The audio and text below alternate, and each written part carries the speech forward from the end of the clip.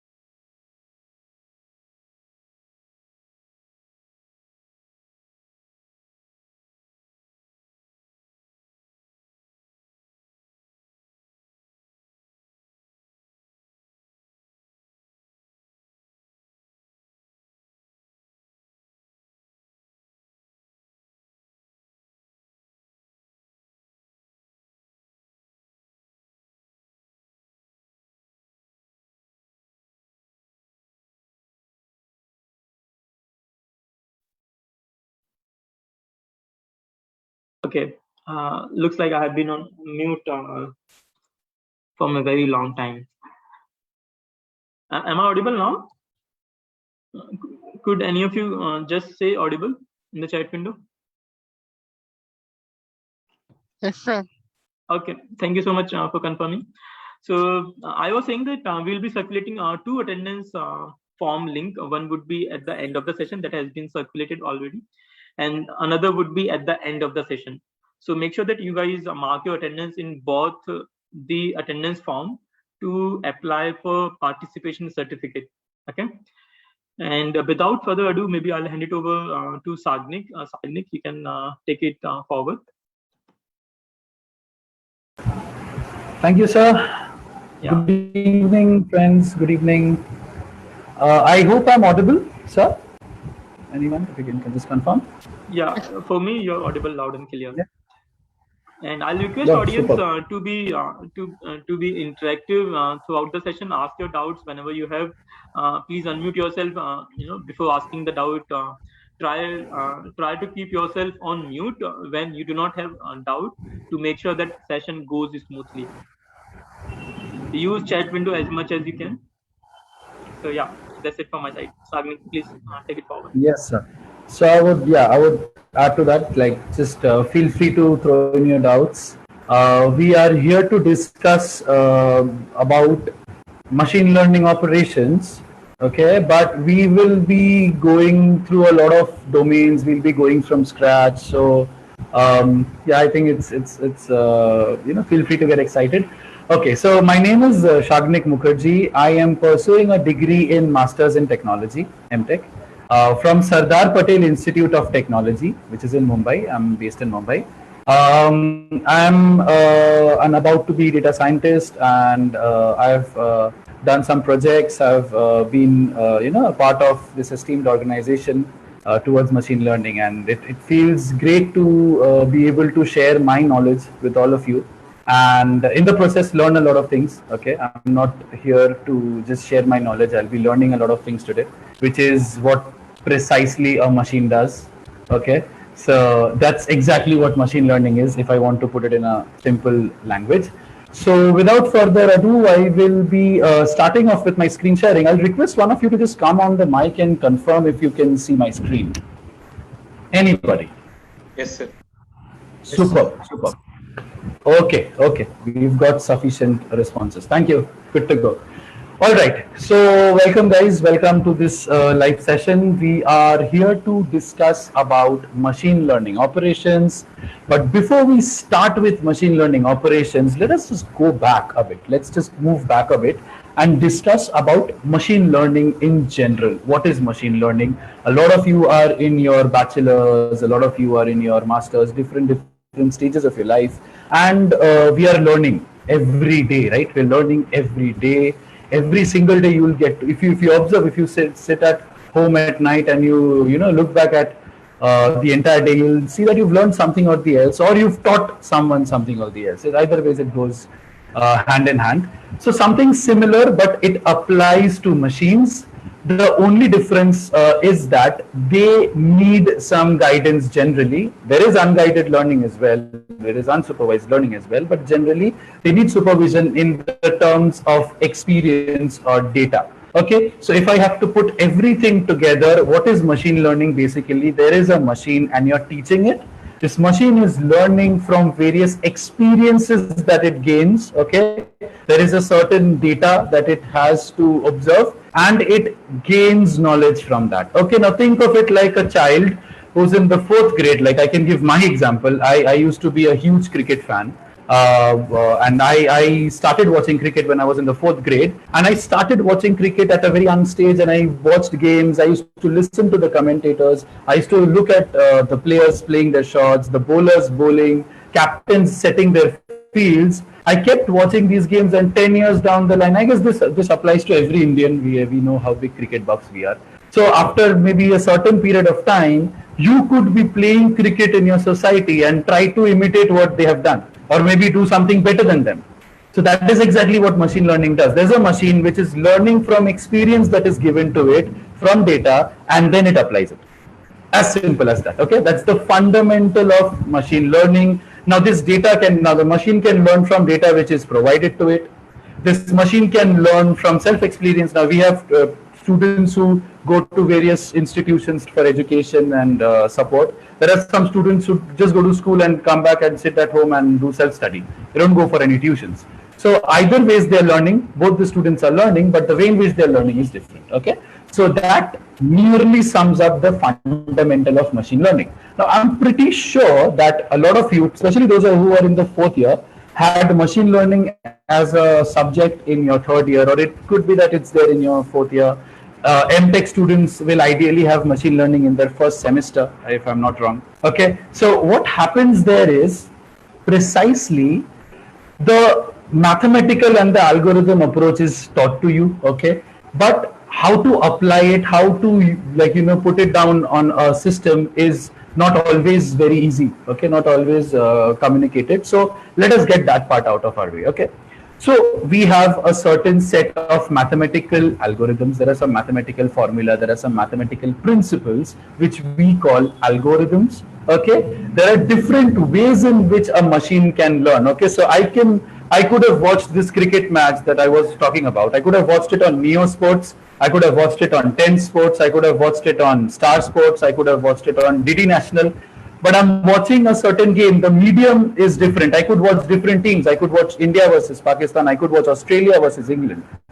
Okay, there are different ways in which I could learn cricket, but obviously at the end of the day, I'm learning concepts of cricket. Similarly, different ways in which a machine can learn, but it will eventually learn how it can predict the future from the given data, the experience that it gains from that data.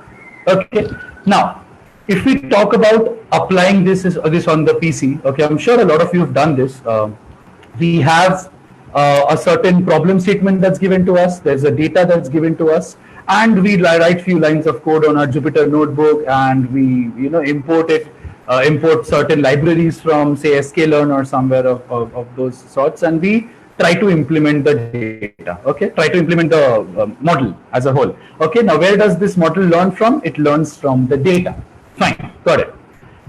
What after that? What happens after that? Okay. Excuse me, sir. Yes, yes. Only poster can be seen on the screen. Yeah, I haven't moved forward, sir. I haven't moved forward yet. Yeah. Good. Okay. So when we talk about the fundamentals, it is very important for you to know that it's not only about your local system wherein you should be able to run the code and predict things, okay, and try to do magic. You should be able to cater to the needs of the world, okay, and that is where a concept comes in which is known as deployment. Okay, whatever machine learning algorithm, all the code, all whatever that you've built in, if it's there in your system, well and good, amazing, it's good learning. But how can you, as a user, you've developed this prediction model that predicts whether a person, on the basis of certain parameters like the lifestyle of that person, it predicts whether this person could get a heart stroke at certain time. Okay, how will you make this available to the health services? How will you make this available to different health organizations? For that, you need to deploy this. Okay, so that is where the whole concept of MLOps comes in, to push your model, which is there in your local system, into the outside world, and then it can cater to, like you're sitting in Mumbai, you can make this web application, you can develop a nice web application with a nice front end, and the people can throw in their values and get the predictions done all the way in Los Angeles, all the way in California, maybe somewhere in Brussels, somewhere in Honduras, anywhere. Why? Because it's been made global. Okay, so how that is done, what are all the steps involved, everything will be discussed properly in this session. To begin with, let's quickly understand the concept of deployment once again, but in detail. I have a machine learning algorithm, I have certain codes, I have a data set on which it works. Once the model has been trained and everything has been done, I can now fetch the model and give it to production. Production means that I am setting it up around a deployment environment, wherein people of, like a business, if I'm a part of a company, people can use it. Okay, people can use it. The business head could use it while in one of his presentations, while depicting that, okay, see that your sales are going to go down if you don't do this. That is the purpose of a machine learning engineer, right, in your system. Otherwise, why would you need one? Okay. So where does MLOps comes in? So before we understand the concept of MLOps, let us understand, like, where does it originate from and what is it all about? Okay. That has been mentioned over here. Okay, there was this has the slide moved ahead? Can anybody just give me a heads up on that? Yes, sir.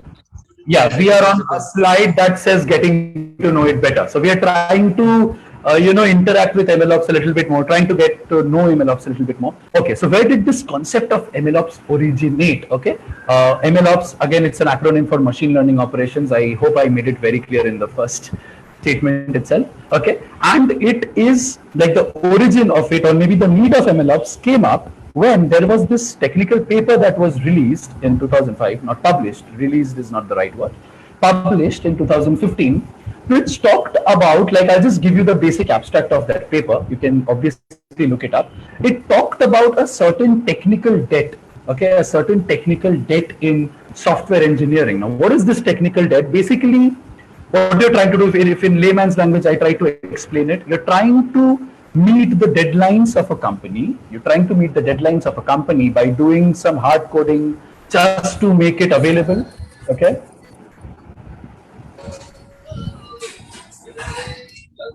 Can we please stay on mute if you're not having any doubts, sir? Okay, sorry for the trouble. Anyway, so hidden technical debt in machine learning systems is precisely that it's like analogous to what we see in software engineering, that to, like, if I want to put it in layman's language, just to complete your project, you are just copying your assignment, or not even copying, you're just writing some basic formula and not writing the statements, okay, just so that you can finish the assignment on time. Later on, when we have to refer to this assignment for your exams, you don't know, you're lost, and so you have to again go back to your textbook and again do hard coding on it. Okay, so this is exactly where people came in, that okay, fine, you can deploy, you can use a machine learning and train your machine on certain data. And what about the next stage? Okay, what about the next stage? You need to make it available to the people. Fine, you need to make it available to the business head. But aren't there some issues associated with it? Aren't there some costs, some general problems that may turn up tomorrow? So how will you keep a track of that throughout? Okay, that is where the concept, like, that was the problem that was generated, and the solution came up in the form of MLOps. Okay, so what is MLOps? Look at this funky picture that I've put up over here, that it's the jack of all trades. It does an end-to-end work for you. Okay, how it does the exact end-to-end work will be discussed in detail in another live session that's coming up on MLOps. As of now, we'll just discuss the brief introduction of MLOps and how it helps. Okay, what exactly is MLOps? You can just look at this diagram. I think this diagram is sufficient to make you understand everything. It's a combination of DevOps, machine learning, and data engineering. Okay, now what is DevOps exactly? Those who are in the computer science, those who are coming from a computer science background would know this term very well. So DevOps is something which is generally associated with software. It is a principle, or it's a technology that allows you to continuously train and continuously develop and deploy the updates in a particular software application that has been put on production. Okay, really complicated if you don't know these terms well. No problem, I'll bring it down to you. Okay, every day I wake up in the morning. This happens to me. I don't know how many of you Android users face this thing. It's not an issue, but it happens to me. Every day I wake up in the morning, the first notification that pops up is Google updates. You have these app updates, 35 apps, app updates pending.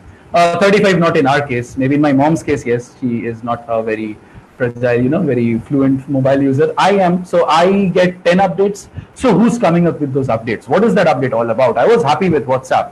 Why do you need to change it? Why? That update that takes place generally happens through a DevOps engineer. Okay, what they're trying to do is that whenever a software application is built, it is put in production. Once it's put in production, there are updates that are done to it. Okay, now you can add a feature, you can remove some bugs in it. Okay, so that continuous experimentation that is being done by the software engineers, and then the continuous, like, whatever result comes out of that experimentation is to be applied, right? Like, you do some experiment, you see, oh my God, there's something wrong with this. Let's quickly change it. Come on, you change it, and then you see that there's an update that pops up. So that is done by the DevOps engineer. So if I want to put it in simple layman's language, the DevOps team or a DevOps engineer will continuously experiment on the existing software and modify the code so that there are updates and there are removal of bugs, new features added to the software application, but it is not necessary. It is not necessary. I will only do it. Like for instance, if I am working for Paytm, and PhonePe has come up with a new feature, I will always want to do it. I will always want to add that new feature to my app as well, and then maybe add a few other things so that this surpasses PhonePe. PhonePe has seen that he's added a couple of extra features, they'll add some more, and this race keeps on continuing. That is actually how development takes place, right? So that is the whole concept of DevOps, okay? They basically tend to upgrade your software application, not out of necessity, but just out of competition, or maybe out of some bugs which have come up, maybe, okay, some user complaints. Coming to the machine learning aspect of it, of course, it's machine learning operations. The name suggests it has to have machine learning in it, okay? So it will involve a certain data, which is going to be provided by the data engineer. So let me club these two terms together. So the data engineer is going to get the data, okay? Obviously, he's going to get the data. There are different tools for that. We'll discuss that in detail, maybe in the next session when we talk about data acquisition and everything. So the data is fetched from different sources, and this data is cleaned, it's processed, it's analyzed, like what is wrong in it, what is amazing in it, what are the features which will help me to perfectly predict an outcome, okay? So all these features are taken up into consideration by the data engineer. Once the data engineer is done with this, he provides the data to the machine learning engineer, and the machine learning engineer will now use different algorithms. What are these different algorithms, guys? Please go back to the previous example. Different channels, different teams playing cricket, but the same person, that's me, watching these matches on different channels, but learning what? Cricket, okay? So if a machine has to be trained to predict, like say, like I gave the example of the heart stroke, whether a person can get a heart stroke based on his lifestyle or her lifestyle. Okay, this machine has been asked to predict this, but there are different ways in which it can be done. There are different mediums through which the machine can be taught, that how you can identify based on the lifestyle. Okay, so all of this is coming under one roof, which is machine learning. The data is being fed by the data engineer, and it's a combination of DevOps as well. So machine learning will not only involve machine learning and data engineering, it will also involve, once this model has been trained and put into deployment, go back to the example that I gave you about about DevOps. What are they doing? They are continuously experimenting on it. Okay, so they are. Yeah. Hi, Sagnika. Sorry to interrupt. Could you please, window your screen is being shared? It's hiding the content.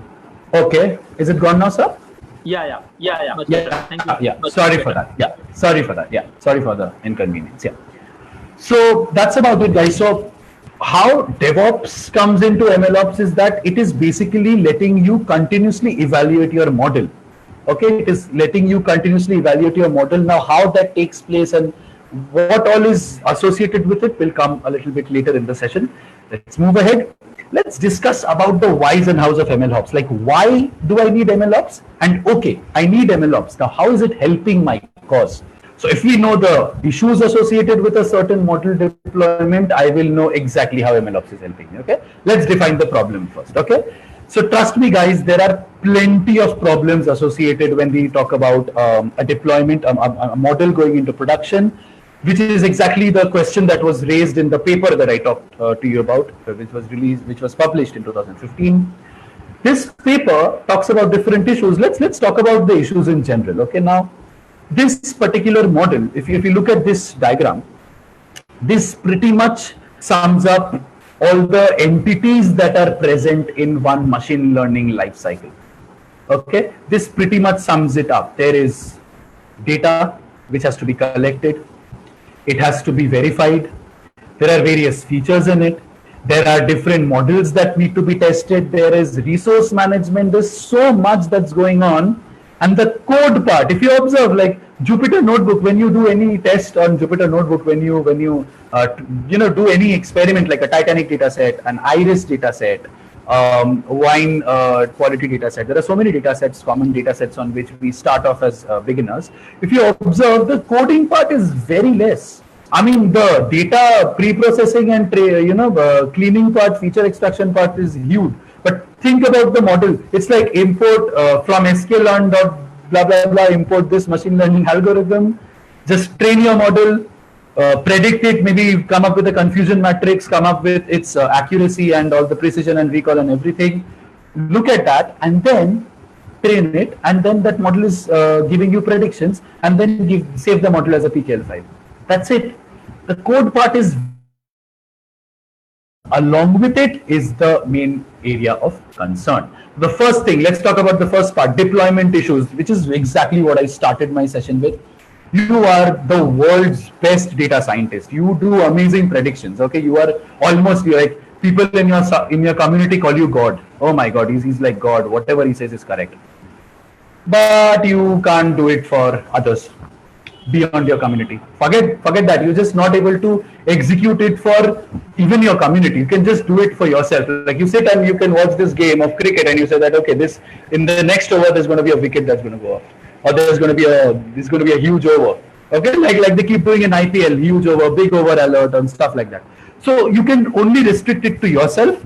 But what's the point? If you're working as a data scientist for a company, you should be able to put it into production. The first problem that people face is deployment issues. Not all models or all algorithms are able to cope up with the pressure or the, you can say, the diversity or the vastness of these businesses. Okay, and that is where the deployment comes into play. The second issue, which is one of the use cases which I'll explain a little later in the slide, is the monitoring issue. You have trained your model, it is doing very well. Okay, you've trained it on a certain data set, it's doing very well, and you put it into deployment. Fine, your deployment issue is resolved. You now monitor the model and see that when you were doing it in your system, the model was giving you a prediction as high, like the accuracy of prediction was as high as 98%, 99%. You deploy this into production and you see that after a few, sometimes like if it's quite vast, it can come down to 80%, and after a few weeks it can go down to as bad as 50%. So the accuracy of the model is decreasing vastly. Okay, this accuracy reduces drastically over time, and that is why there is a need to monitor the performance of your model over and over again. Even if you've trained it, you need to monitor it over and over again, because if you don't, the accuracy falls. Okay, obviously this monitoring is time consuming. It requires a lot of resources, it requires a lot of expertise. People should be able to gauge the behavior, how it is falling, how it is rising. Everything has to be, identified and analyzed. Okay, so that is one part of it. The next part that comes in is associated with businesses, model governance. So when you talk about a model that is being pushed into deployment, there are various norms, there are various thought processes, there are various, you can say, restrictions which are there. So like, if I give you the best example, if you're deploying a particular model for a particular business, okay, now say we are talking about a biomedical research organization, or maybe some digital marketing organization, and they're wanting you to predict certain features. Like if I talk about the biomedical prediction, they want you to build a web application which has a model at the back end which predicts whether this particular medicine will be beneficial in the future. Okay, a very basic raw example. For that, you have trained various algorithms, and then you see that, okay, this particular algorithm is doing really well.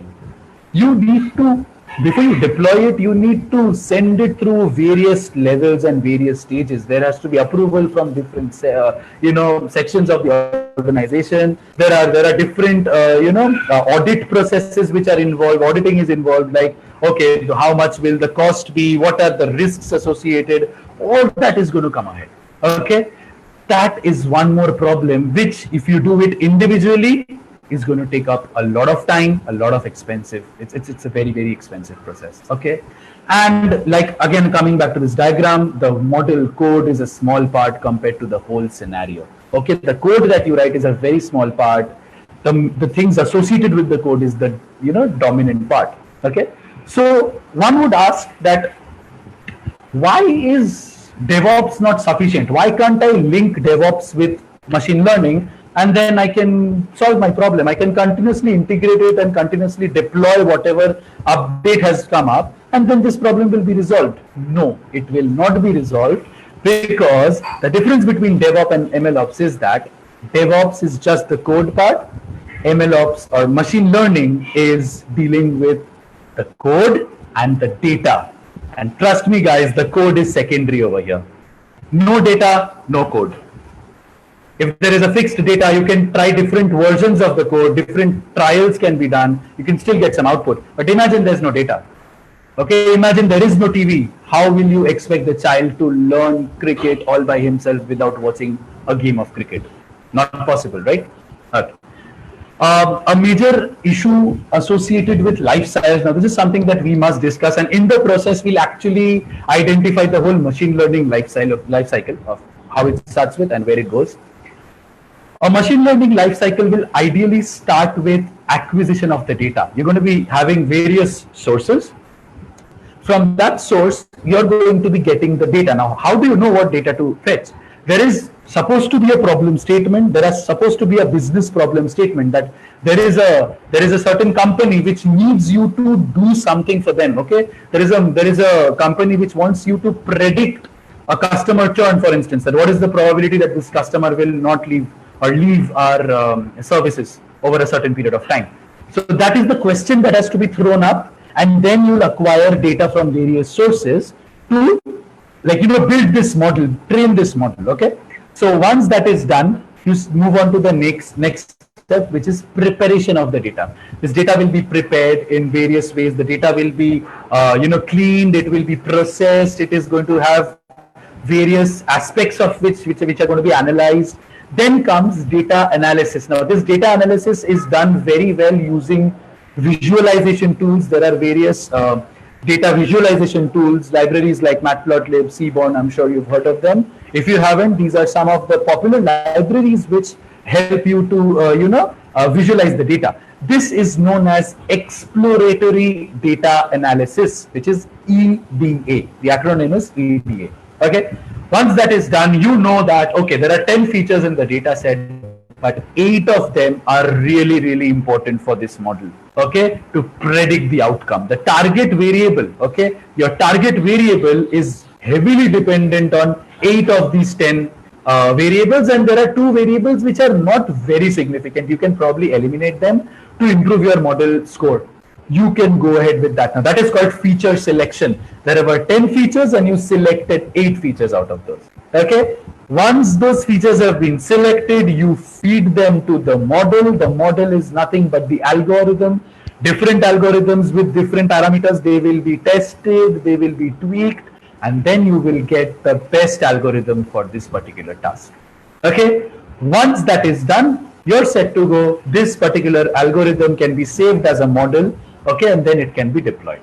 Now, this is the entire life cycle that is there in a machine learning system. Now, the problems which are associated is that one person ideally will not do it. The data engineer, first of all, the subject matter expert will throw up the problem. The data engineer will be fetching the data and, providing the whole data setup to the data scientist. The data scientist is good, or the data analyst for that matter.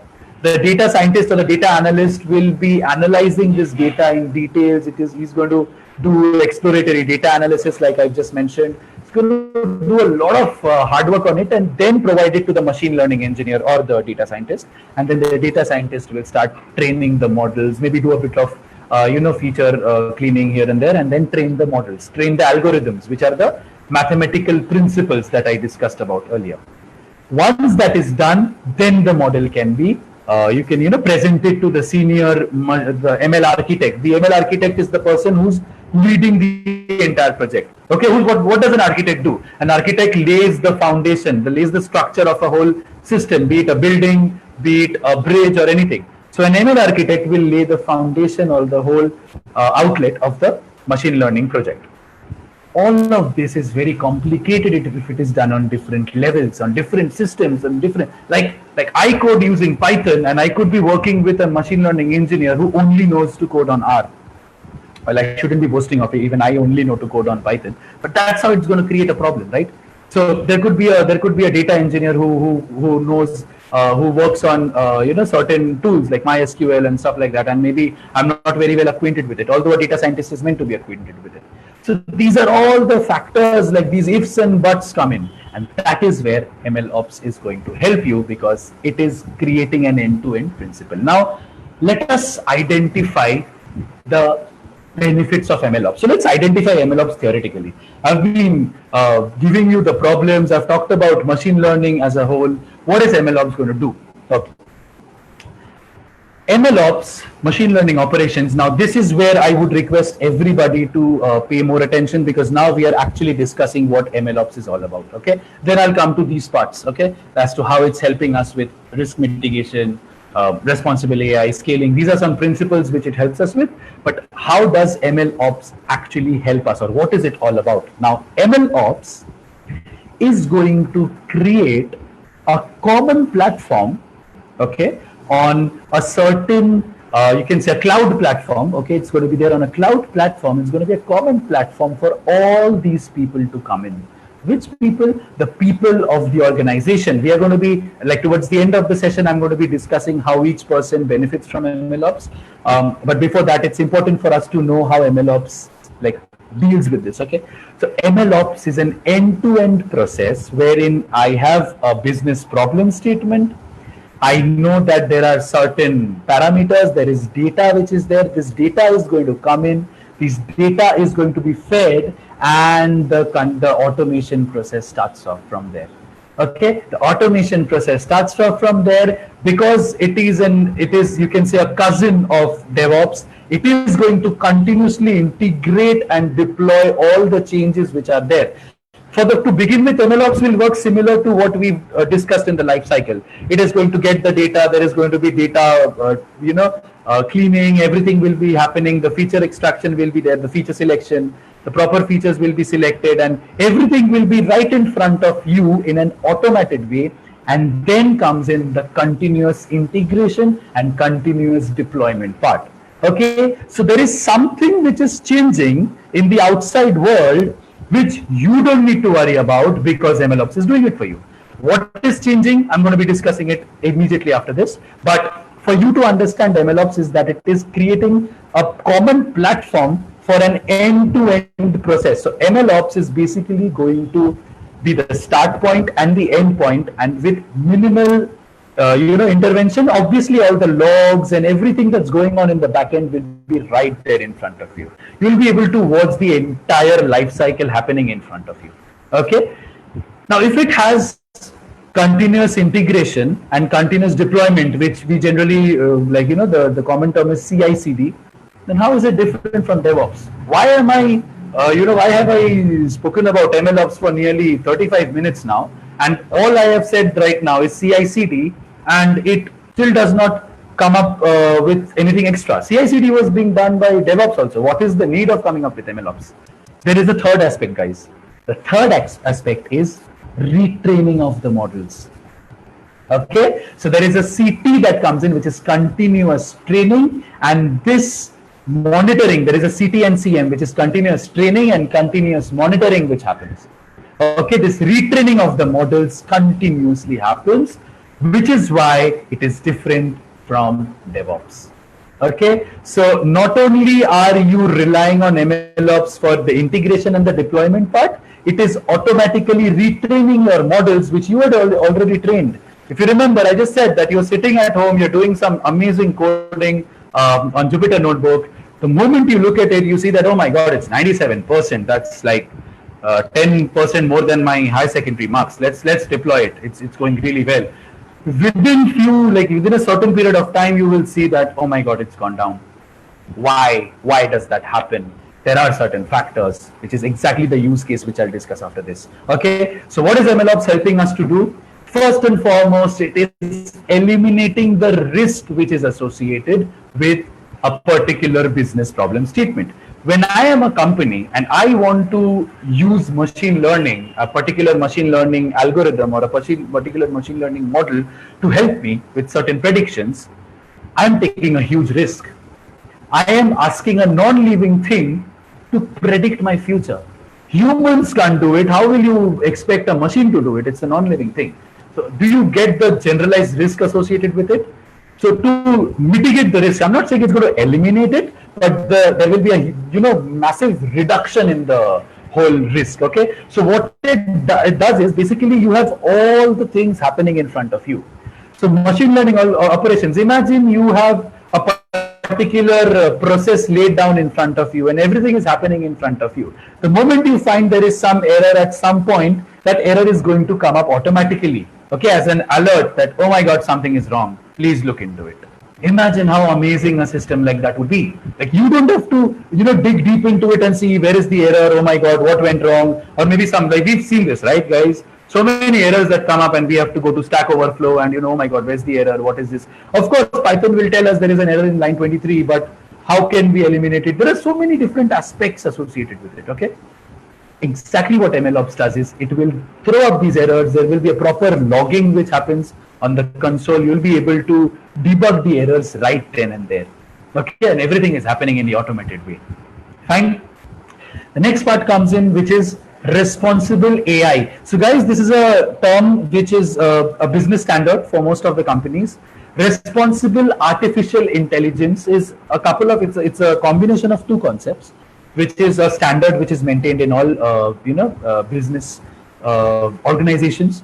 Is that any bit of code or any bit of software or sophisticated material or information that you share with your authorities who are probably not from a, you can say, coding background, it has to have two components: intentionality and accountability. If you observe, these are the 2 points that I've mentioned here. It should have intentionality and accountability. What are these two things? Intentionality comes from the word intention. So when you frame the particular code for a machine learning use case, it should solve the purpose. And secondly, even if you're explaining it, or some non-coding person, like somebody who's not built the whole pipeline, is trying to explain it, should be able to explain it. MLOps helps you to do that because all the logs are there in front of you. Everything is happening right there in front of you. You can keep a track on the processes, and you will know that, okay, this is the particular place where a certain error has come up. This is where the second component comes in, which is accountability.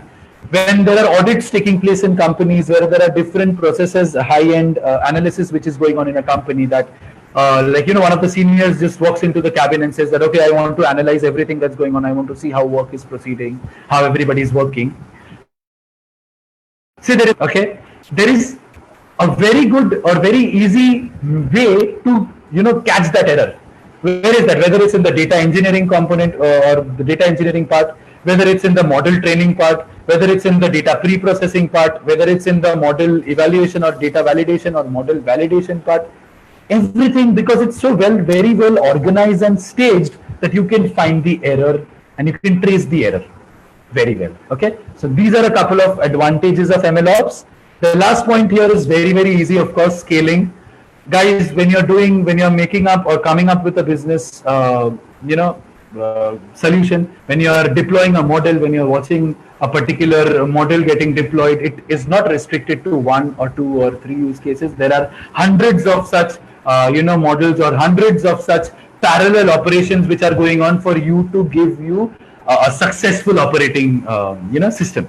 Okay, so for that, like for example, take into this example. Like, think of a particular child who's watched the game of cricket and knows everything and has started playing cricket in the gully.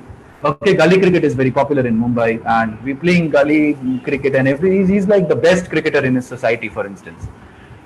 What is the probability that this person will go to the Ranji team of Maharashtra and do exceptionally well? It's like the chances of that are low, right? Why? Because the scale has gone up, the domain is diverse, the difficulty is more. So that is how machine learning operations helps, that not only for 1, 2 or 3 parallel running operations, even if it's like a proper use case on a vast platform, it is going to help you. It is going to let you maintain a certain level of accuracy. Even if the accuracy is going down, it is going to help you to bring it back up. Okay. Let me come to a certain use case, and after that, guys, so for those who have not deployed a machine learning model anytime in the past, I've used the word deploy too many times now, so just using the word won't help. Right after this, I'm going to be deploying a small use case for you guys so that you know how a machine learning algorithm is deployed and how it is used globally. Okay, I'm going to be doing something right now after this slide is explained. I'm going to be doing something right now on my system. I'm sitting in Mumbai right now, and anywhere you are, I can share the link with you and you will be able to access it right from your system. And trust me, guys, it's a very basic use case that I've laid on my system. Okay, so please get excited. Let us come to this. The next slide. I'll just come to the meet and check out some messages maybe. Okay, yeah.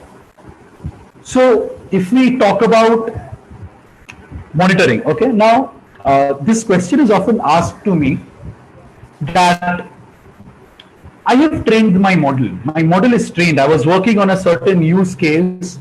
I have trained my model very well. Now, why is there a need for me to train my model again? Okay, why is there a need for me to train my model again? I will ask any one or two people from the audience if you can just give me a yes, that yes sir, I have this question. I mean, why does this happen? Once I've trained my model, once a machine learning model or algorithm is trained, why do I need to train it again?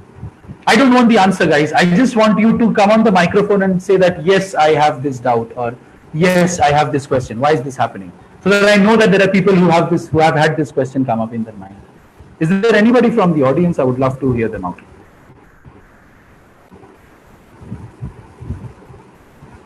Yeah, Shagnik, I do have this. Okay. Like Okay. we have the model, but when we don't deploy it, like what can go Yeah. possibly wrong that we have to train this thing again? Okay. So that is precisely the question that will come up in anybody's mind, that what can possibly go wrong in this, or why do I need to retrain the model? Now let's think of it like this, guys. So I'm coming back to cricket over and over again. For those who are cricket non-lovers or not very much interested in cricket or some other sport, pardon me. I myself am a hardcore football freak, but not everybody watches football like that. So cricket is the more safe option in India. Okay, so coming to your question, or rather the question which I posed, and you probably give me a +1 on that. Think of it like this, guys. Virat Kohli in the early 2000s must have been in his school. I don't remember how old he is. So in the early 2000s must have been in his school and was learning cricket and was doing very well. Okay, he was doing great. I guess Delhi, he used to play for Delhi, comes from Delhi. He was doing very well. He was with his coach, and the coach was training him every day, day in, day out, that this is how you place your elbow, this is how your backlift should be, this is how you should move in the crease, this is how you play your shots. So Virat Kohli had aced everything, and in 2008, I guess he made his debut against Sri Lanka, and he scored a half century. He opened the game and he did really well. Over time, do you guys think Virat Kohli in 2008 versus Virat Kohli in 2021 has played the same shots throughout? I would like to interact on the chat screen maybe. Okay. No. So yeah, my question was, guys, you can come up on the chat box. I have the chat screen over here. I can see. So do you think Virat Kohli throughout has been playing the same shots? Okay. No. Correct. Of course. Not possible, right? He has had to develop, or you could say adjust or adapt to certain changes. Okay, now what are these changes? Where does this change come from? Because the bowler is bowling the same ball, maybe some balls here and there. The shots can't change, right? Who said the shots can't change? Virat Kohli was very happy. Like, he would get a full toss, he would flick it, and then he would get a boundary. Okay, he would easily get a boundary. Okay, ground weather, right. This could be bowler, pitch, experience and practice. Yeah, experience and practice happens time and again. But what are the constraints? There could be the bowler, some mystery bowler like Ajanta Mendis or a Sunil Narine. Okay, these are extremely tough bowlers to play against. Rashid Khan, he's come up, he's doing really well. So that has come up. So that is the constraint from the outside world. Now let me give you one tricky fact over here. Virat Kohli, even though these bowlers are tricky, they are still bowling the same type of ball, right? An off spinner will bowl an off spin ball which would come into the right hander. It's still going same, but suddenly out of the blue in 2014, a certain Tilakaratne Dilshan, a player called Tilakaratne Dilshan, comes up with a shot which is called a Dil Scoop, wherein he hits the ball behind him, and the ball goes below, on top of the wicket keeper, and it goes for a boundary or a six. Did that shot exist in the textbooks of cricket before that? Maybe it did, maybe it did not, but nobody played it before that. I mean, in 2003, 2007 World Cup, I don't remember a single player trying it. Maybe something close to a paddle sweep or a sweep which goes at the back, but this is something different. Then in 2016, AB de Villiers comes in and he reverse sweeps someone for a six. Okay, reverse sweep scoop. Kevin Peterson in 2011 started switching hands, like a right-handed batsman switches hands and plays a reverse hook shot for six. So not only is the condition changing, the shots, which is the data on which this particular batsman was trained, is also changing. So here we go, guys. I'll go back to the slide. Over time, data changes. Over time, data changes, and therefore the model's performance will decrease. The model was trained on a certain data set, and now with time, the data has changed. Okay, how many of you, I mean, I'm not even going to be asking this question. I know the answer, but just for the sake of it, I'll ask it. Imagine, guys, like whatever YouTube interaction you've had in the last 4 years, or 3 years, or 2 years, imagine, or maybe forget that, like January this year and July, it's already July. In the last 7 months, try to remember opening the YouTube app in January versus opening the YouTube app now. Do you get the same recommendations, guys? I'm sure you don't. Because with time, the views, what you watch changes. What you like changes, what you dislike changes. Everything changes. Data is constantly changing. So how will this YouTube algorithm know that? Maybe like you used to watch Sadhguru videos a lot, but now since you're into data science and everything, you're watching a lot of data science videos. 5 recommendations are that life is all about sanctity and peace and stuff like that. You'll be like, what is that? I've come here to watch some machine learning algorithm. Of course, with all due respect, I respect everything that Sadhguru says, but at the moment, I need to learn about random forest. Okay, so that is how the whole setup comes in, guys. Data is changing continuously.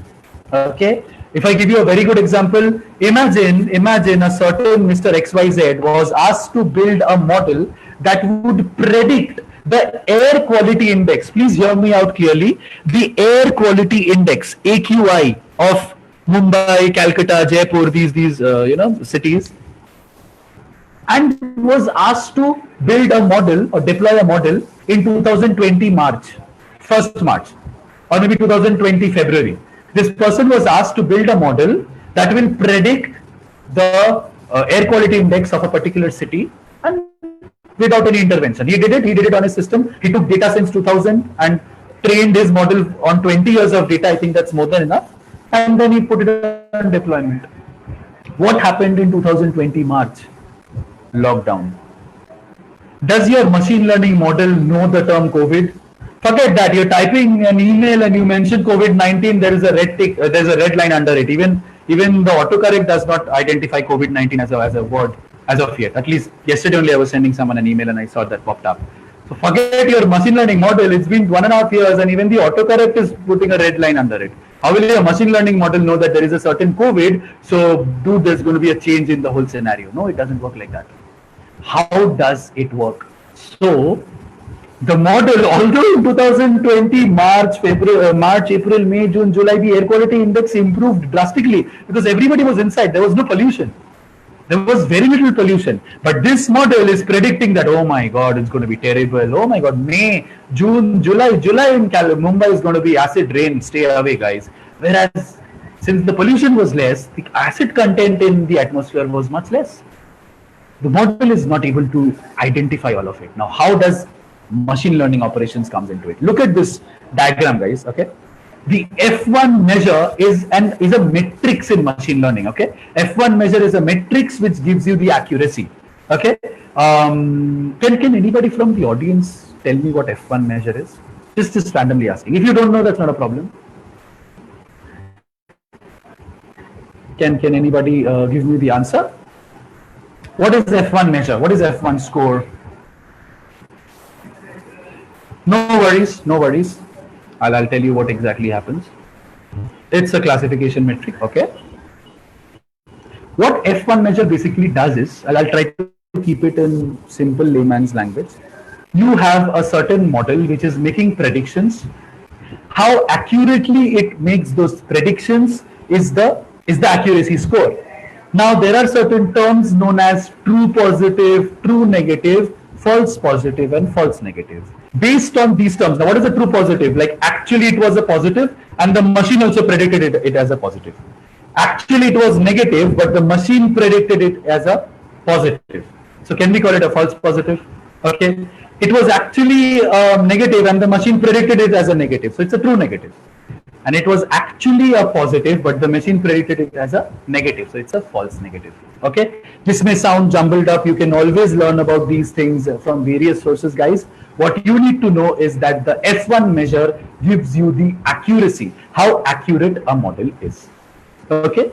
Now just observe this diagram. Okay. So this is a certain person who's deployed a model in September or maybe a month before that, and it had almost 80% accuracy, and then it is going down. It is going down with time. As we come to October, it has gone down below a certain point.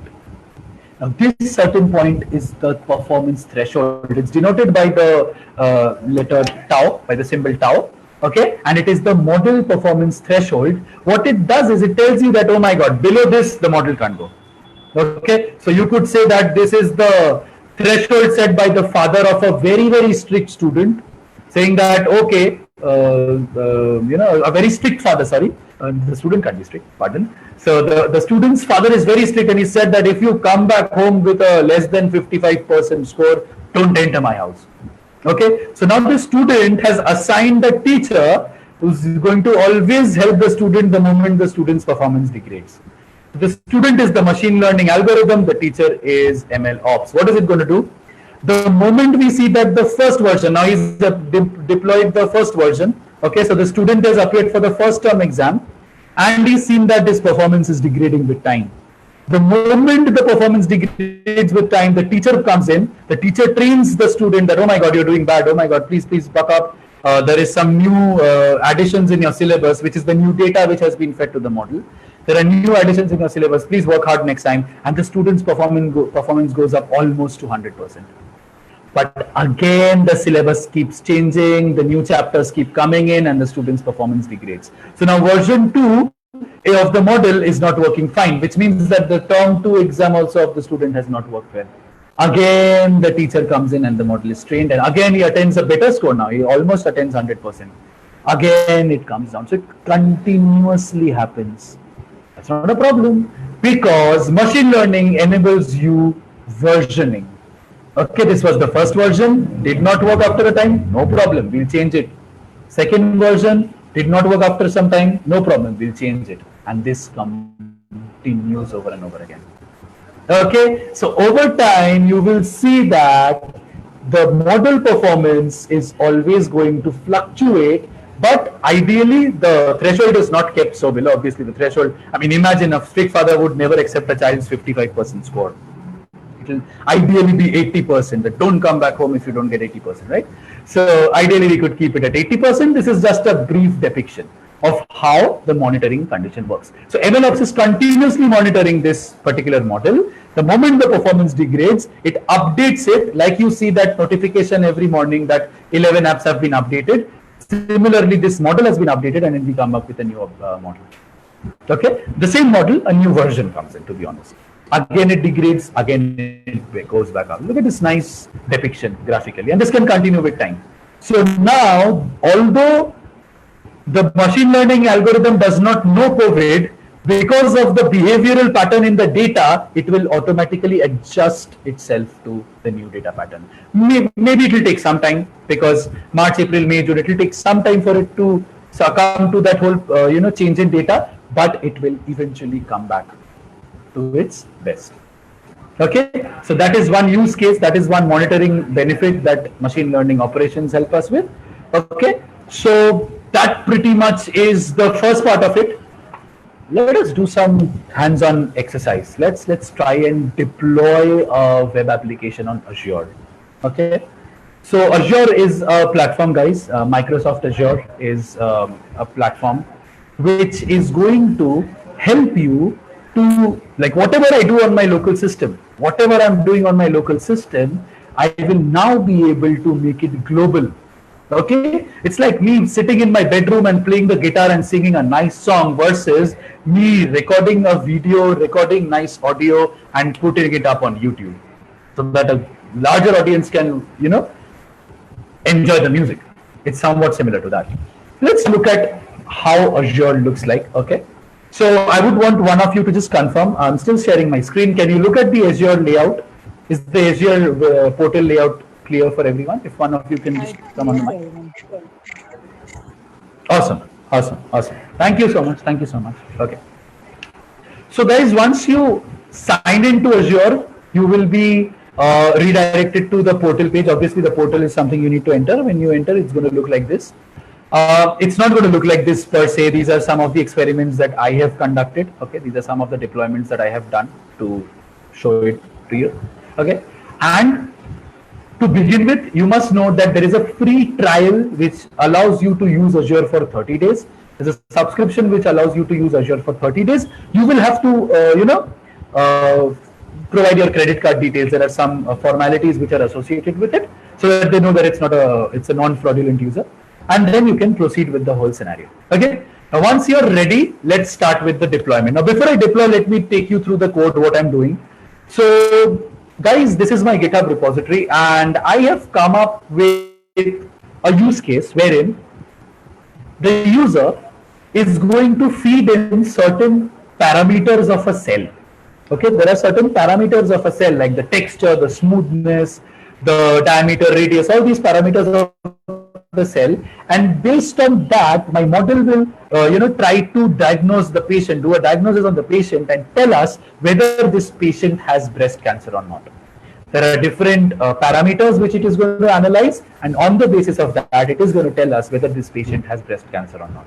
Okay, so there are certain parameters. When we are redirected to the web application, I'll show you that. Okay. Now, the files which were there on my local system have been uploaded on my repository are under the main branch. It has the template, which is my HTML. It's going to contain my HTML. It has a README file, basic README file, which is the description. An app.py, a model which has been saved. You can save it as a PKL format. You can use it as model.save. And you have a requirements.txt.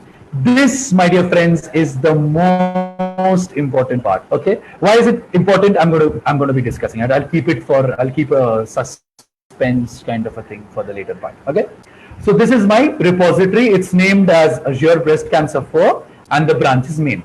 Heading back to Azure, guys, let's create a resource. Let's start with the creation of this web application. Now, this web application that I create is, there are going to be different options that are going to be provided. I'll obviously choose web app because I want to deploy a web app. It has a front end so that the user can use it properly. Now, once you're redirected to this front end, you will see that there are different, details that you need to feed in. Because it's a free trial, you don't need to worry about it. Just click on free trial. There is a choice of, depicting it as a resource group. So a resource group is a group. Basically, it is going to be a all under one roof concept. So it allows you to deploy a set of web applications, or maybe a number of resources that are needed for one application to run, a number of virtual machines. So it's basically like a WhatsApp group.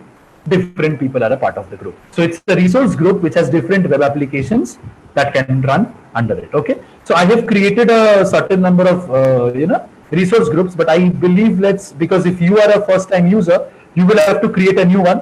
So let's do that. Let's create a new resource group and let's name it Breast Cancer Resource, RES. Okay, that works fine. I've named it Breast Cancer Resource. I need to name my web application. I'll name it on my repository. So I'll name it Breast Cancer 4. Okay. And how do I wish to connect? It's going to happen through a code. There are different containers, Docker containers that you can use, but I'll guess we'll stick to code. So we will use a runtime stack. Now there are different languages, different ways in which you can lay this out. I have used Python. Like I said, I can only code in Python, but MLOps is not bothered. Okay, I would request everyone to just keep yourself on mute if there's no doubt. Thank you so much. The region can remain untouched. All this can remain untouched, guys. We are going for the basic plan, which is for 30 days, it is free for Linux. Now, I am going to create on review. I'm going to select on review and create. So if you observe, the details have been fed in. Free trial, we've named the resource group, we've named our web application, we've picked the code as and the language as 3.7, Python 3.7. The region remains untouched, everything remains untouched, everything can be auto-filled. And then you click on review and create. The moment you click on review and create, you redirect it to this deployment phase, okay? And this deployment stage allows you to just keep a check on everything. So you've seen that the subscription is this, the resource group is breast cancer resource. The name is breast cancer 4. The code is published in Python 3.7 and everything else has been fed in. Now let's click on the create button.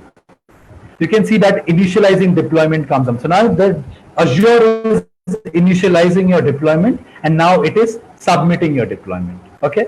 So once this deployment is submitted, you can see that it is redirected to a particular portal wherein the deployment is in process. While the deployment is in process, I will walk you through my code. Okay. So this basically use case is of breast cancer, like I said. So there are going to be certain features which are going to be fed into my model, and it is going to predict whether a particular person has breast cancer or not. So for that, there are certain features that I've taken the queries in the form of, like I've taken the form values as inputs, and I've fed that in the form of an output. My HTML page is, my HTML file is called home.html, which is in the inside the templates folder. Okay, so a basic layout, it contains all the features in the app.py. If I want to give you the features like what has what, the app.py is where the backend code will run. Okay, it has a model. Okay, it has a model which makes your predictions. This is the model, pickle.load model.save. This is being loaded, and this model is going to make predictions. Okay, once the prediction is done, it is going to give you one more. It's going to give you the confidence score, which is like the probability. I'm going to be discussing the confidence score when the web app turns in. I think that makes more sense. Coming back to the requirements.txt, let's take a look where we are. Okay, the deployment is done, guys. So I guess I'll move one step ahead and then take you to the requirements.txt, because it is important for you to know why the requirements.txt is going to make the difference. Okay, so our resource group is created. There is a web application under this resource group which is called breast cancer 4. But how does Azure know that it is in its neighboring tab? They're connected, they're next to each other, but still not connected, right? Azure does not know that the files are on GitHub and they need to be fed to it. So for that, we'll go to the resource. That's going to be the first step.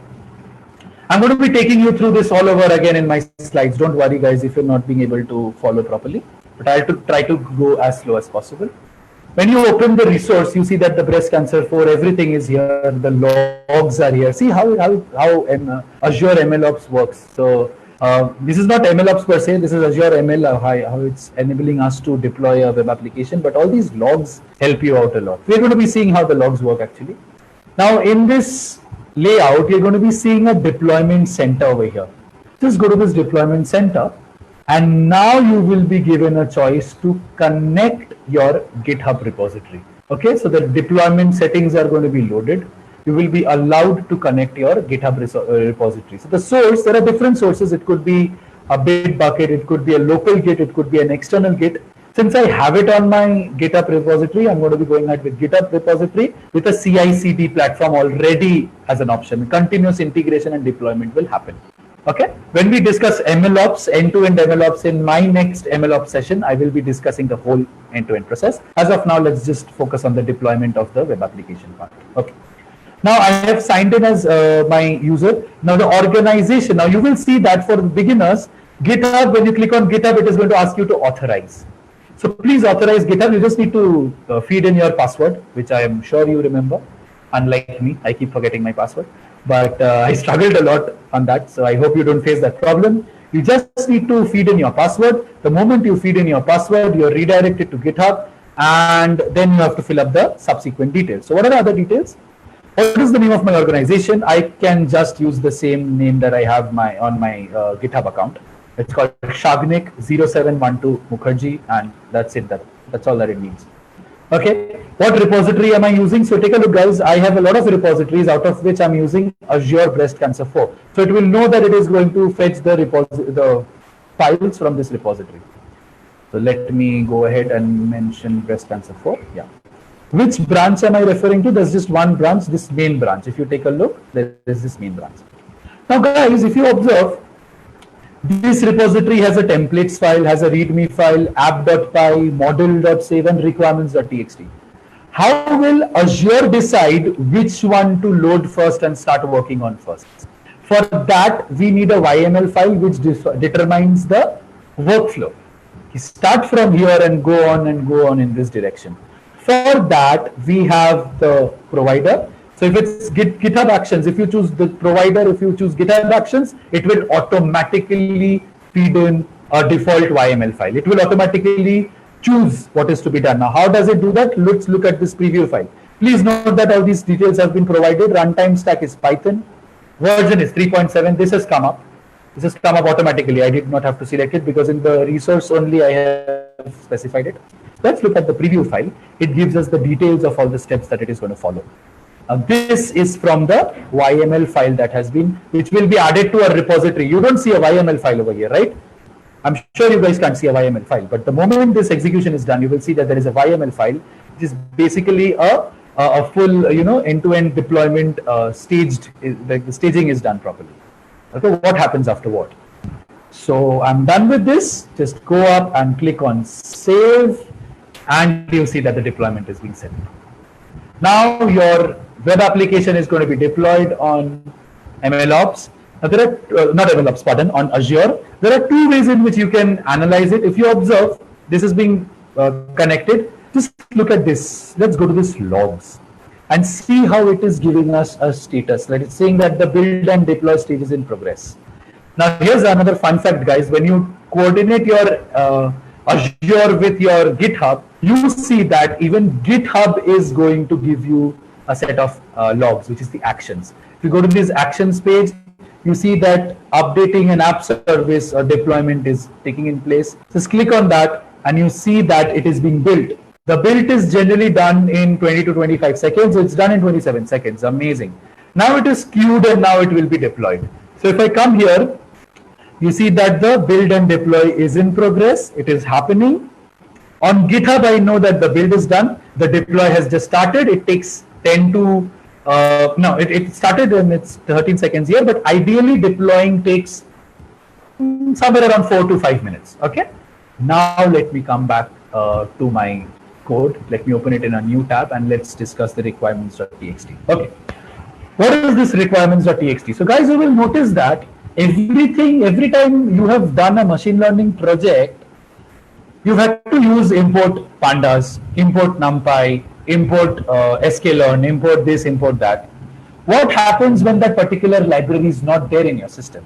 It says that no library named numpy or no library named pandas has been found, which means that you have to do a pip install or something like a conda install depending on what environment you're working on. Okay. How will Azure know that what are the libraries that it needs? Because Azure is a different system, guys. All this while you were working on your personal laptop, now Azure is a completely independent system. Azure has its own rules and regulations. Azure will be requiring this detail from your end. This detail that you will be feeding from your end to Azure is this requirements.txt. So it will first haunt this file.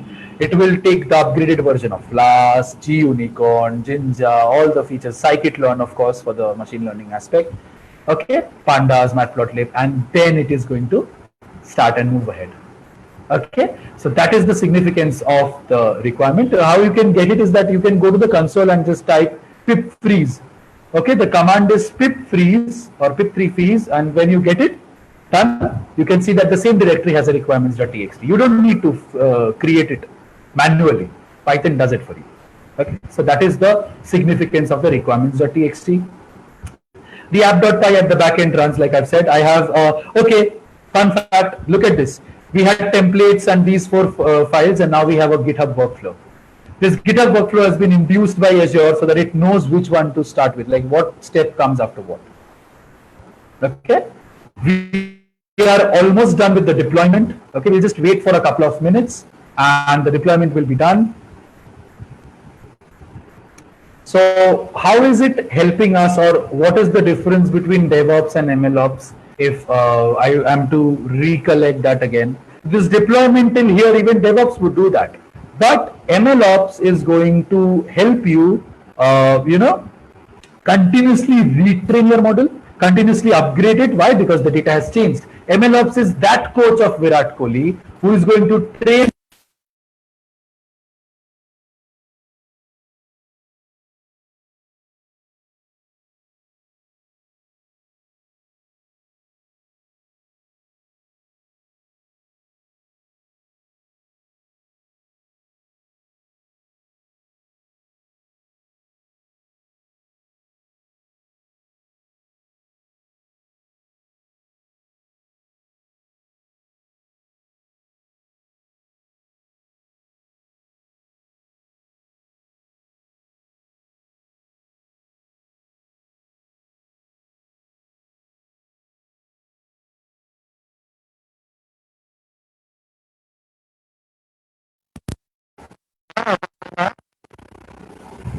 Am I audible now? Yes, yes. Okay, okay. What was the last part that you guys heard, if you may?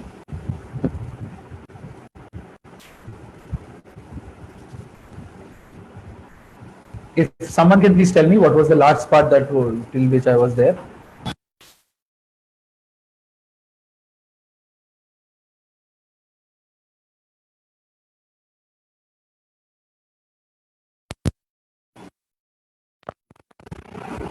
I lost. So you told you're at that now that coach of Virat Kohli will train something. Okay. Yeah.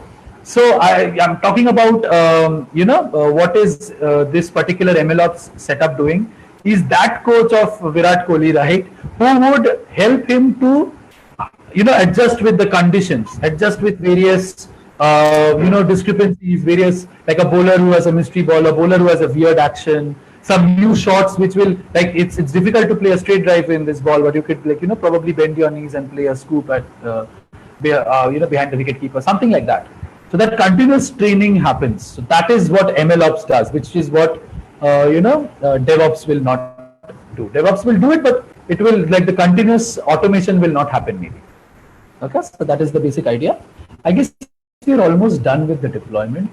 Oh yes, we are done with the deployment. That's amazing. As you can see, guys, it took us 4 minutes 45 seconds, which is quite good. Earlier, by the way, Azure used to take 15 minutes, 10 to 15 minutes. The latest upgradation has worked really well. If you can see here that the app log has been made active. If there's anybody on the microphone, if you can please mute yourself. Okay, so everything is active. I'll just refresh the page and we see that the build and deploy has been successful. Now I can go back to my overview. Overview is where I was.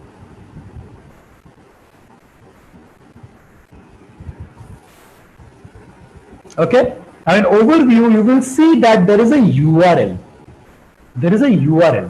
What is the advantage of a URL? This URL will let you connect to the world. Let's click on it. By the way, disclaimer, a fun fact: when you create the URL, it's a fresher, so it takes some time to get loaded. So this loading will take some time. Sometimes what I do is I just probably stop. Yeah, I'll again click on it. This deployment has been successful, but the URL popping up takes some time. I think it's done. Can everybody see the front end of my web application? It's kind of faint, but I hope it's good enough. Can someone come on the microphone, please? Yes, sir. Yeah, is my front end visible? Yes, sir. Superb. So guys, here we are. All this while, this was running very well on my local system. Now I have deployed it and I'm going to feed in the values. So somebody say a texture mean, all these values are in centimeter, let's assume. So a texture mean of 2 centimeter, a mean perimeter of 9, say a smoothness mean of 0.5, compactness, how compact it is, let's give it 0.8, and the symmetry, let's call it 0.5. Let's submit and see the outcome. The outcome says that the patient is not diagnosed with breast cancer. These are the parameters which I have fed to my model, and the model predicts that the patient is not diagnosed with breast cancer, and a confidence score of 22.5. So guys, what is a confidence score? The confidence score is basically going to give you, it's basically when you do a model.predict or model.score, the score proba is an attribute that you can use, which gives you, it's basically used for classification tasks precisely, that what is the probability that this model was to predict 1 as an outcome. So here 1 would have been diagnosed with cancer, and now the outcome clearly was 0, that the patient is not diagnosed with cancer. The possibilities were yes or no. Yes is 1, no is 0. 1 is yes, diagnosed with cancer. No is 0, which is no, not diagnosed with cancer. The model says that the patient is not diagnosed with cancer. So whatever machine learning algorithm has trained on it says that the answer output is, are fed into the model. It says that the output is 0. And output being 0 means that the probability or the chances of this model predicting this as a 1, which means that the probability of this model predicting it as a yes for cancer is very less, 22.5% chance, which means that our model is working fine. You can rely on it. So you can say that it is nearly 77.5% confident that no, the patient is not diagnosed with cancer. That's quite a good reliability. Obviously, with change in data, this will change, and again, MLOps will come in and help us to gather the whole thing. Okay, so this is how our web application will work. Where is it on my home screen? If I go back to my home screen, I see that it has come up with recent resources. I created a new resource, which is breast cancer resource, and within that resource, this web application was deployed, breast cancer for. So this is how you deploy a web application on Azure platform. There are numerous other platforms. You have Amazon Web Services, you have Google Cloud Platform. But for MLOps, in my next session, for wherein I'll focus purely on MLOps, implementation, I'm going to be using Azure as the platform. So for that, I guess it's one of the finest that you have in the industry. Okay. So coming back to our slide, let's do a quick recap of what we've just done. This is your home screen. Okay, is everybody able to see my slide? If one person can just come on the microphone and give me a confirmation on that. Yes, sir. Yeah, super. Yeah, yeah. Okay, thank you. So we have the first page, the portal page, which gives you the layout. Okay, you have to click on create resource. The moment you click on create resource, you're redirected to the next page wherein you have a lot of options, but we are deploying a web app, so we'll click on web app. Now that you've clicked on the web app, you're going to be creating the web app with certain basic features as input. Free trial. The resource group over here, when I taken these screenshots, I've named it in a different way, so you can choose your own way. Ideal scenario for you guys will be to create a new resource group and put your name, or whatever name you feel like. Then I'm going to be naming my web application. Okay, this was breast cancer 2. I think this was the second experiment that I was conducting. Then everything remains the same. Python 3.7. This is Southeast Asia. You can change it to Central US. Okay, I would recommend going by Central US if you've taken up this subscription, because although this is 1 GB memory, it has a limitation that you cannot integrate multiple applications within it for this parallel running. So the basic plan gives you some more memory, so that can be used. And then you click on review and create. The moment you click here, your deployment starts, and once it's completed, it looks like this. Okay. Then you click on go to resource. When you click on go to resource, you will first be headed to the overview page. You have to come down to the deployment center. When you come to the deployment center, you will have a source, which is GitHub in my case. Please remember, guys, if you're a new user, you will have to authorize GitHub. So it's like you go to a particular site. Say you go to LinkedIn and then you want to sign in with Google. So for that you need to authorize Google, right? So that's how it works. You're going on Azure, but you're connecting GitHub. So you need to authorize GitHub. Once that is done, you can name the organization, which can be your GitHub name, username, the repository on which your codes are, the branch, which is in my case. since I was using a free tier 1, SKU, it is going to ask me whether I want to add this workflow, which is the YML file, guys. The YML file, which is going to help it to identify what comes after what. So if you go for Central US, you will need it because you will go ahead with the basic plan. It will automatically upgrade it for you. The runtime stack and version are already upgraded. You just preview the file. It gives you the layout of everything. You click on save. Once you click on save, everything is updated and this is the last page. You can keep a track of all the updates on GitHub, okay, the actions page, and you can check it out and then you see that, okay, how far has it gone? Now it's deployed, now it can be used. You click on this URL and your web application turns on. So this is the end-to-end process of deploying a web application on a platform which can be used. Now imagine if I want to send this with, share this with a friend of mine who's staying in the US. I'll just have to copy this link and share it with him and he can try it out. Now his uncle, who's a doctor in London, he can send this link and share it with his doctor and say that you can try it out. Just feed in the values and see what the model says. That's how it is beneficial, useful for you to not just have a model running in your system. You do some coding on Jupyter Notebook and you get a perspective. It's important that you feed it to the world so that everybody gets to see it.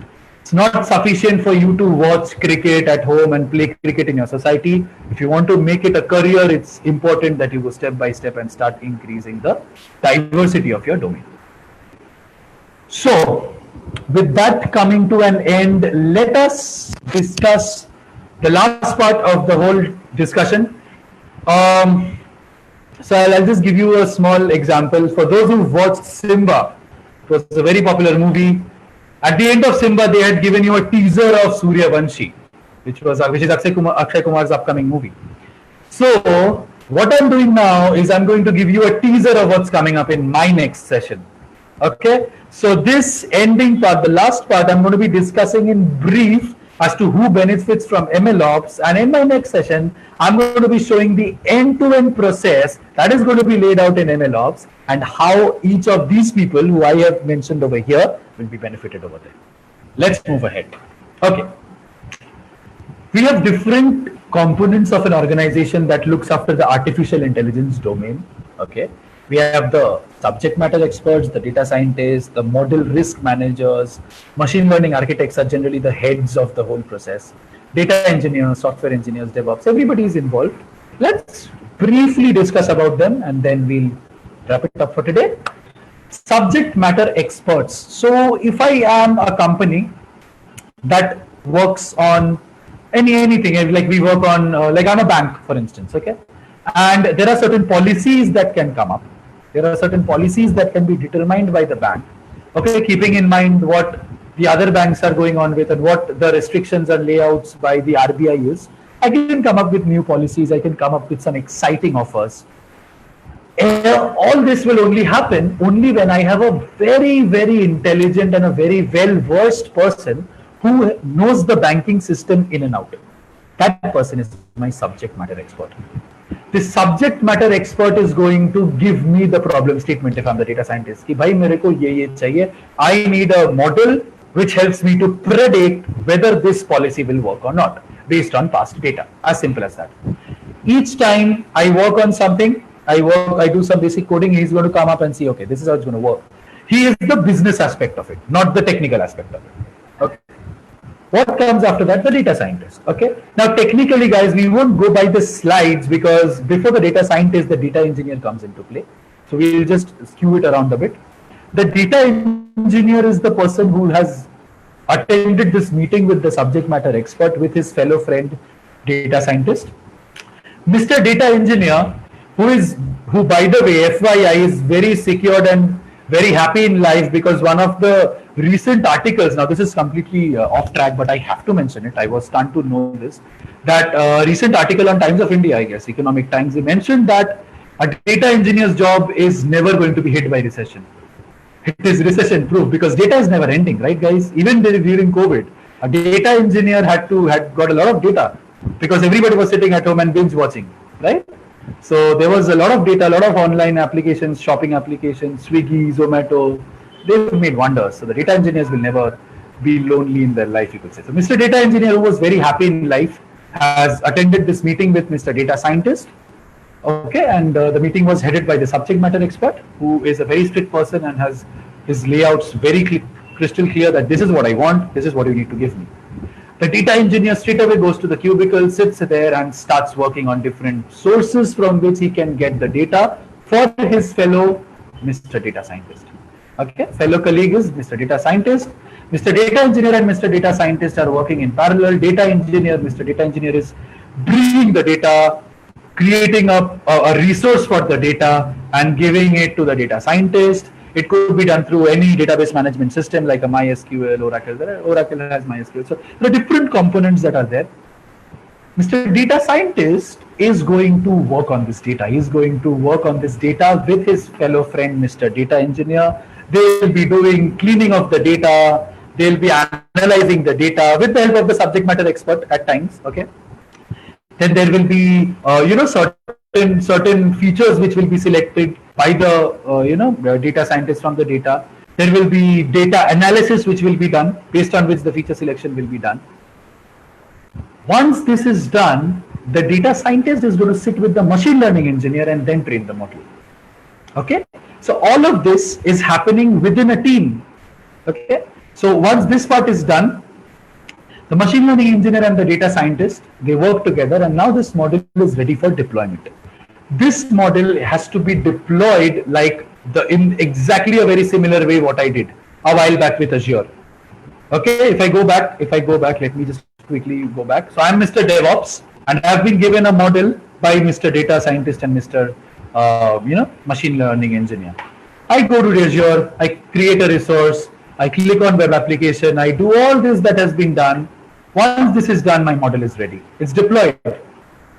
This model will have various logs. If you observe that there are various logs that can be tested, okay, there's an activity log that can be tested, and I can report to whom? My subject matter expert. That, buddy, see, this is where your model is not working, this is where your plan is working, this is the longevity of this project, this is the longevity of this idea. All this will happen, okay, just by inferring from that algorithm, from that whole process.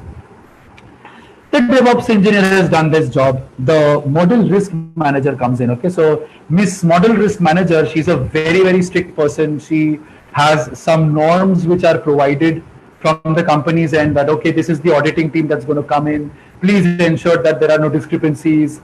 There are reports that are created. Please do a proper risk assessment of everything, the data, the model, everything that the data engineer, the data scientist, the machine learning engineer, the DevOps engineer, whatever they've done, please do a detailed analysis and risk assessment and then give me a report. The model risk manager is very strict with that. Okay, so once the model risk manager is dealing with all these factors, what happens is the model risk manager immediately comes in and says that, okay, there is a potential risk that I see in this part of the deployment. What do we do about that? Okay, let's work on it. Why? Because MLOps is creating, everything is happening in front of you. It's like a movie. Everything is happening in front of you. The logs are created. Everything step by step is being done. Automation is being done with human intervention to a certain extent, and everything is happening in front of you. You can trace the point. Now, this is where I again go back to some of the initial points that I had mentioned. Accountability and traceability. Anywhere a problem comes in, you should be able to hold, okay, that is where the problem is. This is why this thing is not working. That is what the model risk manager would do. Last but not the least, guys, we have the ML architects. The ML architect is the boss. The ML architect is the boss. She is going to design the whole layout. Who does what amount of data is to be fed to what aspect, like how much is the data engineer going to work on? What is going to be the layout of the whole project? Like I said, what does an ML architect do? The ML architect is actually going to lay out the whole foundation. Look at this diagram. Looks like the top view of a building, right? Looks like the top view, a plan of a house, something like that. That is exactly what an ML architect would do. Okay, there will be data acquisition, there will be data processing, then there will be model engineering, then there will be execution. Once all this is satisfied, we'll deploy the model. Okay, so I guess there is some overlapping. I guess there is some part of the text which is missing over here. We'll take care of it when we share the feature, when we share this entire slides with you. You will get a clear-cut idea that will be edited. Okay, so that is the whole idea. So just to sum it up, machine learning operations, what it is doing is that it is uniting all these people of an organization under one roof, under one platform, and enabling all of them to train a machine learning model to get the data. If you go from end to end, right from data acquisition all the way up to training the, like deploying the model, which we just did using Azure, training it over and over again. Like if I give you the example, if I connect this web application of Azure, if I connect this web application of Azure with a real-time data, this confidence that you've just seen, or if I have a separate log that calculates the F1 score of this model, trust me, tomorrow if we have a meeting and if I show you the score, today maybe it's 98%, tomorrow it will be 80%. Then it may go below. If I connect it with a biomedical organization's continuous real-time data, they are doing research all the time and observing people how breast cancer cells are mutating. Obviously, and something with biomedical is that it always the cells are mutating, something or the other comes up. So there is no assurance, there is no guarantee. Okay, so obviously the data is changing over there. So for that, the accuracy will decrease. Once it decreases, you again need to train it. This is something that will happen in an automated way. If you connect your data, the training will happen on that data and the model will now be again close to 100% accurate. So all of this is being taken care by machine learning operations, and it brings up all these people, Mr. Subject Matter Expert, Mr. Data Scientist, Mr. Machine Learning Engineer, Mr. Data Engineer, Miss Model Risk Manager, Miss DevOps. Everybody comes under one roof and carries out their experiments. That is in a nutshell what MLOps does. This is the theoretical aspect of it. You'll have sufficient time to go through these materials. Okay, please follow our social media platforms. You'll get all the updates over there. Then the interesting part will be when we see an end-to-end process of MLOps, how it actually works and how the execution is done. That is going to help you a lot. Okay. Before I end my part, I would like to mention some references. These are some amazing websites which you have. If you want to learn more about MLOps in detail, I would strongly recommend this PDF. It's an ebook that I have. It's called Oh Really MLOps. This is one of the finest materials that I've had access to. It's an amazing. I guess it's available as a free resource. You can just type this. Okay, it's Oh Really MLOps. I would ask everybody to make a note of this. It's the fourth reference I'm talking about.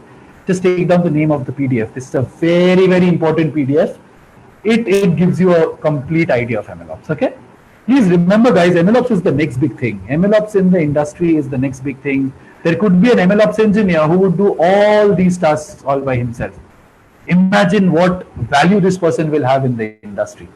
Okay, so that is why it is a buzzing topic, and it is one of the most intriguing concepts in machine learning. I am I've been starting with my data science and machine learning projects. It's been a little bit more than 1.5 years, maybe 2 years of experience that I have.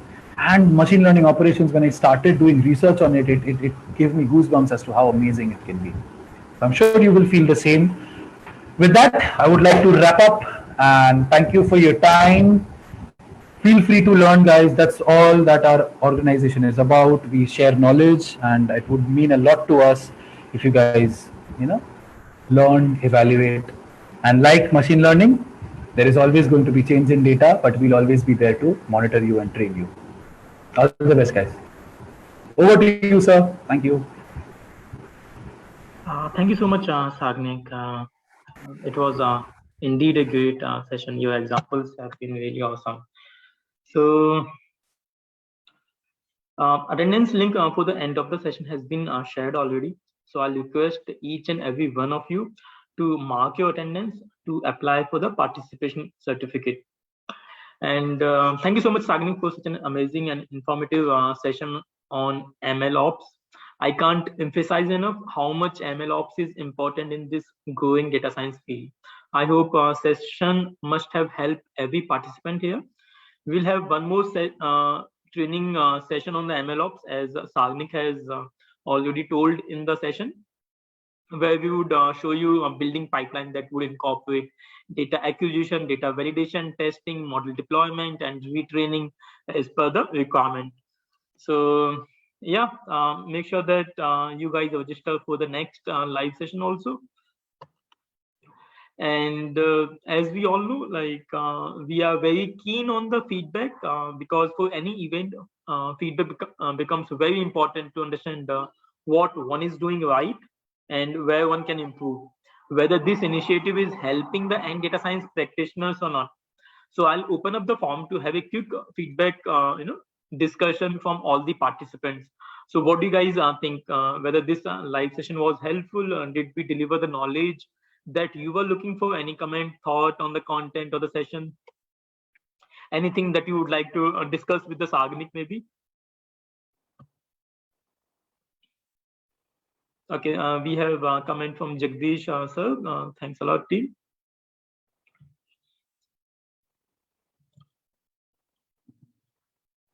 Yes, Mahesh, there'll be more sessions. We are keeping session almost every Sunday on the same time. We had conducted a poll a while ago just to make sure that we have a common timing for this live session, and most of the votes went for this timing, so the timing would be same. Thank you, Vishal. All credit goes to Sagnik for such an amazing research on the MLOps and sharing this with you all. Yeah, thank you, sir. Sir, I have a question that's popped up. Yeah, sure. Go ahead. It's the best question that I've heard in recent times. Mr. Arvind Patel, Mr. Arvind, can you come on the microphone, please? If you're comfortable, or else just tell me, like, are you a student? Like, what background are you from? You're a professional. So his question is, will MLOps replace all of the jobs in data science? So what is your call on that, sir? Would you like to take a lead on it? Like, what is your thought first? So I feel, sessions like these and many more will help people to firstly identify it, and then maybe you can add to your skill set. So not in the near future, but I definitely see MLOps as the thing. To be honest, I am myself also working on a project which is similar to MLOps but on a lower level. It's just for education purpose, like an absolute beginner of data science will be able to go through it. But what MLOps is doing is that integration and deployment with retraining, connecting it with real world data, that is an added advantage that it gives. So maybe in the distant future it could be the only thing that's prevalent, but as of now it's an amazing thing to have up your sleeves. I would recommend. Yeah, thank you so much, Sagnik, for giving your feedback on Arvind's question. And to answer Arvind, so there are two different parts in this data science or this whole ML life cycle. One part is where you build the machine learning model, and building the whole machine learning model itself is quite an extensive process. And next part is when you have built your machine learning algorithm, how do you put this into production so the end user can consume your machine learning solution. So in nutshell, if I have to tell you, like, will the MLOps replace all the jobs in data science? I'll directly say no. The reason being, this field is growing, and it's growing with the faster pace. But saying such bluntly that it will replace all the jobs in data science makes not much of sense. However, there are concepts like AutoML, where people try to put just data and let the machine figure out, what algorithm is best, and what would be the accuracy from different machine learning algorithm. But if you have been data science practitioner for a while, you will realize that it's not. I mean, building the machine learning solution or implementing that machine learning code is just one single line of code. Before this, a lot of EDA goes in, and EDA is something that we as a human can do better than machine. If I could say so, if I could take liberty to say so, because what data has to go in the machine learning model is really important, because that's how the machine learning model will be able to find the right pattern actually. Okay, so Arvind Patel is saying back that he has been reading this in Towards Data Science magazine, Yeah, so see, there will be lots of reviews from lots of people. They have different opinions, but if you really see, uh, if you have been into this data science field for a while, you yourself will realize, it will not replace all the jobs completely. It will never happen. Like if I say very bluntly, or 0 or 1. However, you can always say this MLOps job is growing the market, and this will go. Obviously, this will go. But question is really good, as the Sagnik says. Question is really good. Okay, so if there are no other questions, or if there are any more questions, please do put that in the chat window. If we will highly appreciate if you guys could unmute yourself and provide a quick feedback how the session went, whether it was helpful, or maybe any of the professors could unmute himself or herself and have a quick word on the live session or the content or this whole initiative that we are driving. Anyone can take a lead.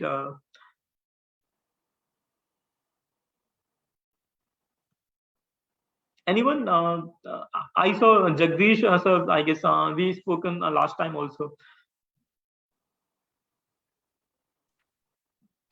Or if anybody from the students, sir. Yeah. Please go ahead, sir. Praveen sir, is it Praveen sir? Yeah, I'm Praveen here, sir. Yeah. Thank you, sir. Sir, and as well as you yourself. You are very good. Recent technologies and knowledge that you are sharing within a short span of time.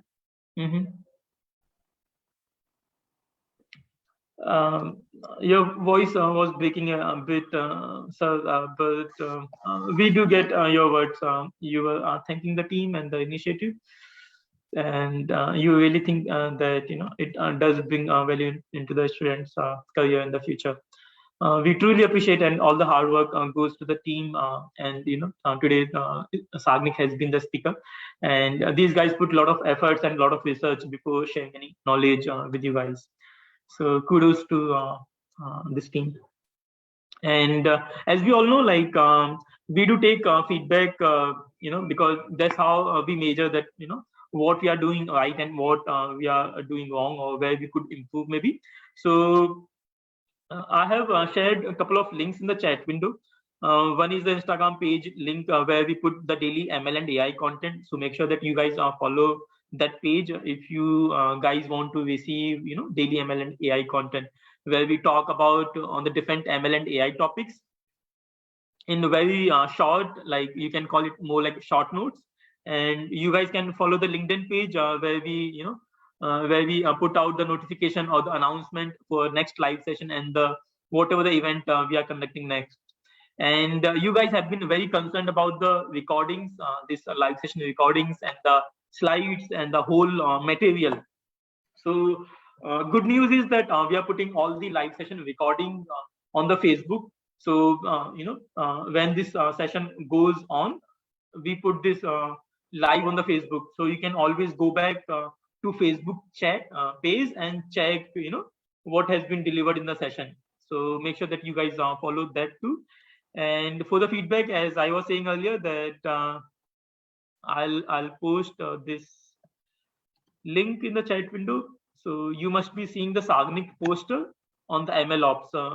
Do provide your valuable feedback in the comments section on this post. Let me know if you guys are able to access this link. You can put yes in the chat window if you are able to access this link.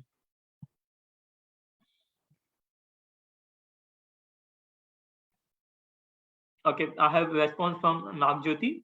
Yes, sir. And could others also? Okay, Arvind. Yes, sir. Okay. I hope link is accessible to all of you. And as I said, this recording is available on our Facebook page already. So make sure that you guys go and watch it just to brush up your concept and follow the whole process from the beginning if you have missed on something. And yeah, I guess that's it from my end. We all will be waiting for your feedback on the session on the link that has been shared already. Make sure that you guys mark your attendance. I have already pasted the attendance form link. I'm pasting it once again if you guys have missed the link in the chat window somehow. Okay, thank you, Venkatesh. I'll highly suggest to use the common chat window instead of directly messaging me, so that encourages others also to respond in the chat window. Okay. All right. So anything else before we wrap up this call? Any question for me or to Sagnik, or anything in general that you guys would like to discuss or bring to our notice? Anything? If you guys have something, please do it. Please paste in the chat window, or if you're comfortable speaking, then please unmute yourself and speak. And if there's nothing, then please say no in the chat window. Not a problem, Nagjyoti. If Jagdish Shah has lost his network, not a problem. Thanks for informing us, Nagjyoti. Okay, sir. Sir, it's a wonderful session and a great session for us, sir. It gives very important things to go and learn many machine learning techniques, sir. Thank you so much, Nagjyoti. And we expect many lectures from Thank you so much. Yes, so we have been conducting these free live training sessions from quite a while, to be honest. So if you guys have missed on the past live session, I'll highly request you guys to go to our Facebook page and explore the whole page. All the live training session material is available on the page. All the recordings are available. So you guys have missed on nothing, to be honest. So okay, sir. Thank you so much for your valuable feedback, Nagjyoti. Thank you, sir. Thank you so much. Thank you, Mahesh. All the hard work done by Sagnik. So kudos to him. So okay, so we are good to wrap up the call. Anything from your side, Sagnik? Yeah, that's about it, sir. It was a wonderful session to be able to share knowledge, and looking forward to meeting everyone and more people in the subsequent sessions that we have, and then again when I come back with MLOps part 2. So that would be great, and it's been wonderful connecting with everyone. So many artificial intelligence enthusiasts. It's always very exciting. Exactly. So that's great, sir. Thank you so much for giving me the opportunity to share the knowledge. Thank you so much, sir. Thank you so much, Sagnik.